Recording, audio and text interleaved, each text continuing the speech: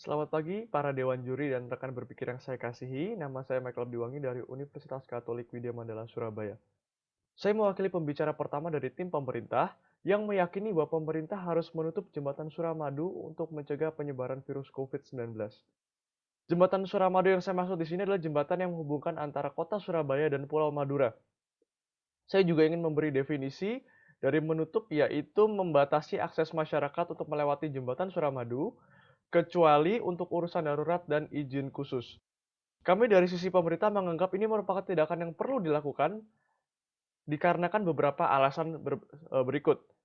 Pada saat video ini saya buat, Bangkalan, salah satu kota paling dekat dengan jembatan Suramadu, berada pada kondisi yang sangat memprihatinkan.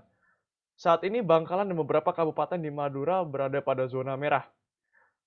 Hal ini tentu disebabkan oleh beberapa faktor yang diantaranya adalah rendahnya penegakan protokol COVID-19 di Madura, rendahnya kesadaran masyarakat, dan juga rendahnya angka masyarakat Madura yang sudah divaksinasi. Hal ini yang ingin kami tekankan di sini sebagai tim pemerintah adalah perbedaan angka vaksinasi di Madura dan di Surabaya. Berita yang terbaru dilansir dari kompas.com tanggal 12 Juni 2020 menyatakan bahwa vaksinasi gelombang ketiga di Kota Bangkalan yang melibatkan 52.000 masyarakat baru terrealisasi sebanyak 3%. Tentu ini merupakan angka yang sangat sedikit dan angka yang masih sangat rendah jika dibandingkan dengan angka vaksinasi yang sudah ada di kota Surabaya. Walaupun tidak separah Madura, kota Surabaya juga saat ini berada pada zona oranye, yang dimana kondisinya akan semakin dikhawatirkan. Kami dari tim pemerintah meyakini dengan tingginya pertumbuhan angka pasien COVID baru di Madura dan di Surabaya, ditambah rendahnya angka vaksinasi di Madura, menyebabkan risiko penularan COVID-19 antara kedua tempat tersebut sangat-sangat tinggi, sehingga penutupan jembatan Suramadu sampai kedua daerah tersebut mengalami penurunan jumlah pasien baru merupakan tindakan yang tepat dan sangat dibutuhkan untuk mencegah gelombang kedua COVID-19. Selanjutnya kami juga ingin menggarisbawahi bahwa betapa sulitnya mengawasi kondisi kesehatan masyarakat yang melewati jembatan Suramadu setiap harinya. Hal ini berbeda dengan seperti kita ketahui sekarang, bandara dan pelabuhan mulai perlahan-lahan dibuka. Namun kedua tempat tersebut mewajibkan hasil tes swab bagi setiap masyarakat yang melalui tempat tersebut. Tentu hal ini tidak berlaku bagi jembatan Suramadu karena kita ketahui bahwa sangat sulit melakukan tes swab bagi masyarakat yang melewati jembatan Suramadu. Sudah ada inisiatif dari pemerintah untuk melakukan tes swab yang ditanggapi dengan sangat buruk oleh masyarakat sekitar. Hal ini dapat dilihat dari insiden kerusuhan yang terjadi pada tanggal 18 Juni 2021 di posko penyekatan Jembatan Suramadu. Masyarakat yang ingin masuk ke kota Surabaya dari Pulau Madura diwajibkan mengikuti tes swab gratis yang sudah difasilitasi oleh pemerintah.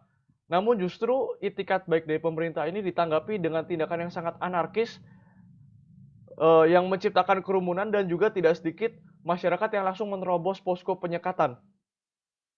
Hal-hal ini tentu menambah keyakinan kami sebagai tim pemerintah bahwa sangat sulit untuk melakukan tes swab di jembatan Suramadu.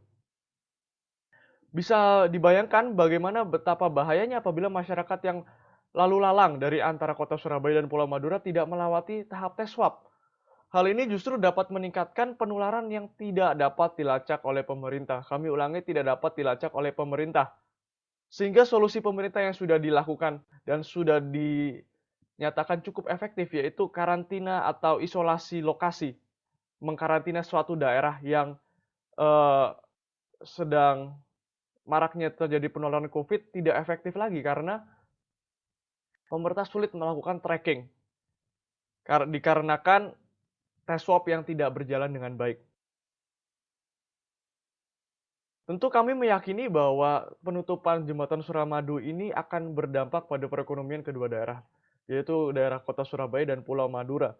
Namun, kita sebagai dari tim pemerintah meyakini bahwa apabila terjadi kenaikan jumlah pasien COVID baru secara drastis, hal ini justru akan lebih berdampak secara ekonomi. Karena seperti yang kita ketahui, harga yang harus dibayar untuk mengobati pasien COVID-19 itu harganya masih sangat mahal, sekitar 15 juta rupiah per harinya. Tentu angka ini akan melesat sangat banyak apabila terjadi gelombang kedua COVID-19. Sehingga untuk kebaikan bersama, kami meyakini pemerintah harus menutup jembatan Suramadu untuk kebaikan bersama. Terima kasih, sekian dari saya.